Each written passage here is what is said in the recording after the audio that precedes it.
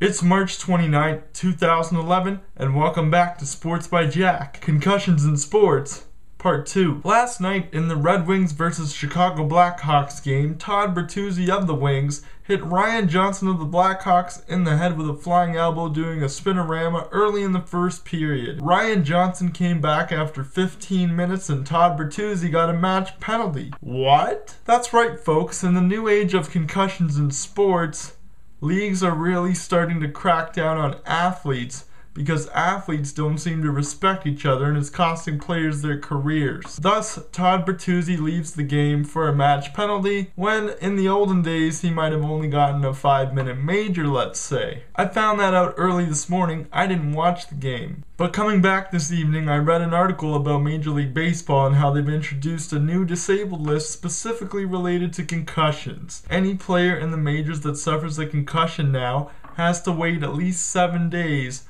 before they can come back, and they have to get clearance from the medical director of the MLB in order to do so. There's been so many examples of superstar athletes missing time due to concussions. In hockey, you've got Sidney Crosby, who's been out since early January with a concussion.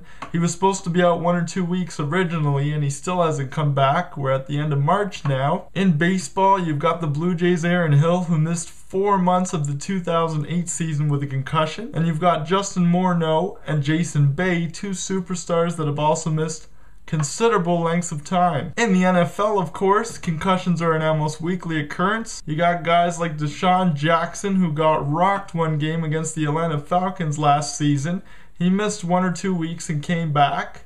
And you've got a host of other players that it's happened to as well. In basketball, that's probably the only sport where concussions don't happen as often, but you get the point. It is becoming a pretty hot button issue. Now, in sports, there are certain unwritten rules. Number one, when a guy's chasing down a ball, whether it be a basketball, a baseball, a hockey puck, or football, if he's going into the stands or into the bench, and he's your teammate, you help him. If he's your opponent, you let him go crashing into the fans or the bench. In hockey, if you're going to fight someone, you better be a goon fighting a goon or a star fighting a star, because the two are not meant to mix, and if you do mix, you will be getting your ass kicked by the opposing team. A third unwritten rule is that if you're going to cross the middle of the playing field going after a ball or a puck, you better keep your head up because you're going to get rocked. We all know about these certain unwritten rules, and there's many more that exist. But one of the unwritten rules that has to be written down now is respect for people's heads and concussion problems, etc. The problem with concussions, especially in physical sports, is that these athletes are grown up and trained to nail a guy when they have the opportunity. So it's really hard for you to walk up to an athlete and say, hey, even though your opponent has his head turned, you're not supposed to rock him.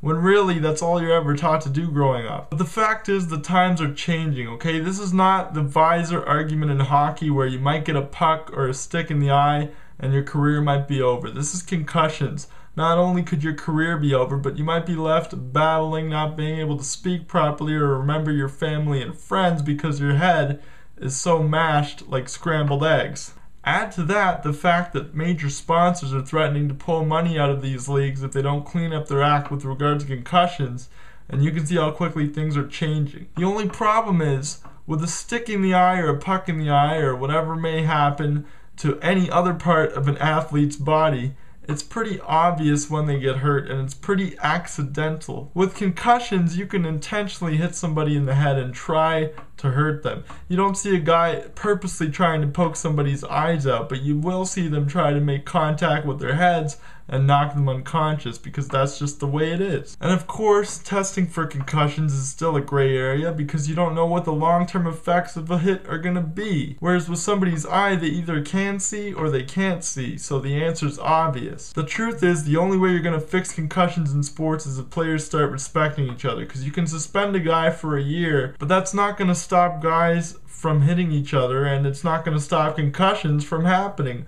whether it's a legal hit or an illegal hit. So the question remains, folks, what's the answer? How do we deal with concussions in sports? You tell me. Leave your comments in the section below, and I'll be happy to argue with you. You've been watching another episode of Sports by Jack, and if you're not watching my channel, then you don't know jack about sports.